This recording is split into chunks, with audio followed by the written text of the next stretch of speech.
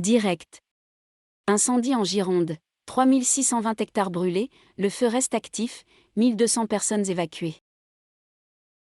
Depuis lundi, un incendie s'est déclaré près de Saumeau, dans le Médoc.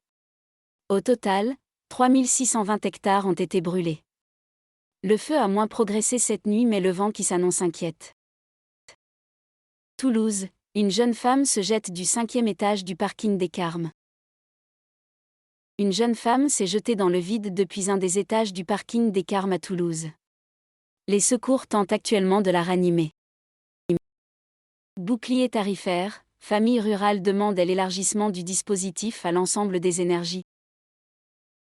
L'association regrette que la limitation de l'augmentation des prix du gaz et de l'électricité ne s'applique pas également au fioul et au bois. Selon elle, 30% des consommateurs sont oubliés.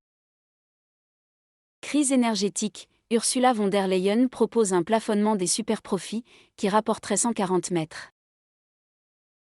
La présidente de la Commission européenne a fait plusieurs annonces lors de son discours sur l'état de l'Union.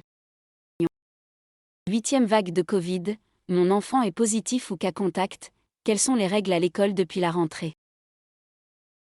Avec la rentrée scolaire et la 8e vague de Covid imminente, les règles sanitaires doivent être rappelées pour les enfants positifs ou cas contact. Grève des contrôleurs aériens ce vendredi. Air France annule plus de la moitié de ses vols courts et moyens coûts. La compagnie aérienne n'exclut pas des retards et annulations de dernière minute. Les prix du marché de l'électricité ne sont pas fondés sur des éléments rationnels. Dans un entretien, Monde, Xavier Piechakzik, président du directoire de RTE, le gestionnaire du réseau de transport d'électricité, juge disproportionnée la crainte des acheteurs d'électricité au regard des risques réels.